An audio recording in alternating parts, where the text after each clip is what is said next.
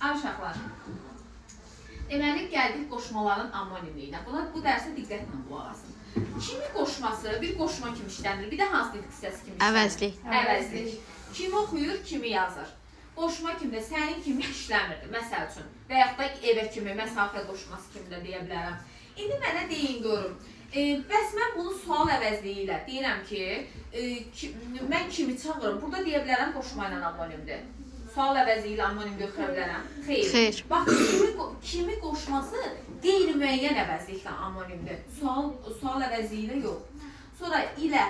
Bax, ilə biraz çaşdırıcıdır, diqqətlə qulaq asaq. İlə həm qoşma kimi olur, həm bağlayıcı kimi olur. İlə qoşma olduqda, ay uşaqlar, məsəl üçün, eyni cümləni görsə yazmışam. Qardaşımla mən getdim.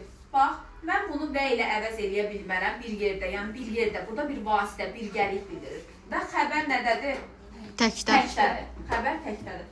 Bu cümlə bağlayıcı olanda, mən bunu asanlıqla qardaşımla mən getdik. Yəni, burada getdik deyəndə, yəni 2 nəfər görsün, cəmlik bilir. Yəni, burada bəzən uşaqlar çaşır, burada da deyir ki, ay müəllim, mən deyirəm də qardaşım və mən getdim. Olmaz. Yəni, sən onu qardaşın və ilə əvəz edirsən, mütləq bunu sən cəmdə deməlisən xəbəri.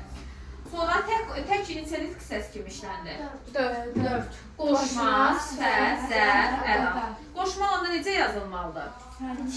Bitişik yazılmalıdır. Sifət kimi işləndikdə, yəni ismə aid olub, necə sualına cavab verməlidir? Tək əldən səs çıxmaz və yaxud da ki, tək qələmin qalıb. Deyirəm ki, zərf kimi də feildən öncə gəlib, necə sualına cavab verəndə, nə tərzdə, tək dayanmışdı, necə dayanmışdı? Burada zərf olacaqdır. Burada isə tək ona inanıram, təkcə, bircə, yəni bircə ədatından da bunu əvəz edə bilərsən. Uşaqlar, qoşmaların anonimliyindən davam edək, bu qalanlarıdır. Məsəl üçün, doğru sözü. Doğru söz neçə nitq hissəsi kimi işlənir? Sifət kimi, qoşma kimi, zərf kimi.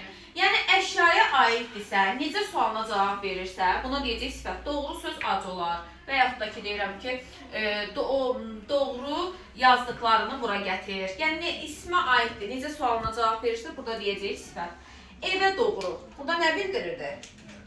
İstiqamət. İstiqamət hal şəkilçiliyi, yönlük hal şəkilçiliyi sözə qoşulursa. İstiqamət bildirirsə, burada deyəcək nədir? Qoşma.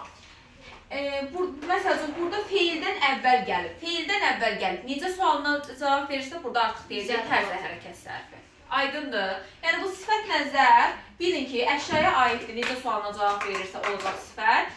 Hərəkətə aid necə sualına cavab verirsə, olacaqdır zərf. Burada çaşdırıcı belə bir şey yoxdur. Canı bax, yadınızda saxlayın. Ca qoşma kimi də ola bilər, ədat kimi də. Ədat kimi yadınızda gəlirsə, Allah eləməsin, biz çoxaltma dərəcəsini düzəldəndən onsuz da çoxaltma dərəcəsinə ca ədatını demişdik. Bax, yadınızda qalsın, qoşma kimi olanda yol boyunca, əgər bu qoşmadırsa, mən bunu rahatlıqla ilə əvəz eləyə bilirəm. Elə, yol boyu ilə ağaçlar əkilmişdir. Xırdaca, körpəcə, bu kimi sözlərdə isə, burada olacaqdır nə? Ədat. Bir də bir şey də qeyd edeyim, yazmamışam onu. Rusca, türkcə, bu kimi sözlərdə isə zərf düzəldən şəkilçidir, dil adlarına qoşulanda. Sonra sarı sözü. Sarı sözü sifət kimi, feil kimi, qoşma kimi. Rəng bildirirsə, bilirsiniz ki, sifətdir də, sarı köynək, sarı şart, nə olur olsun. Məsələn, ayağını sarıdılar, başlarının çorması sarıdır da, nə isə sarımaq, yaranı sarımaq, feil kimi belə. O mənə sarı, mənə doğru. Sarını görürsünüz, burada doğru ilə əvəz eləyə bilirəm rahatlıqla. Burada isə olacaq qoşma.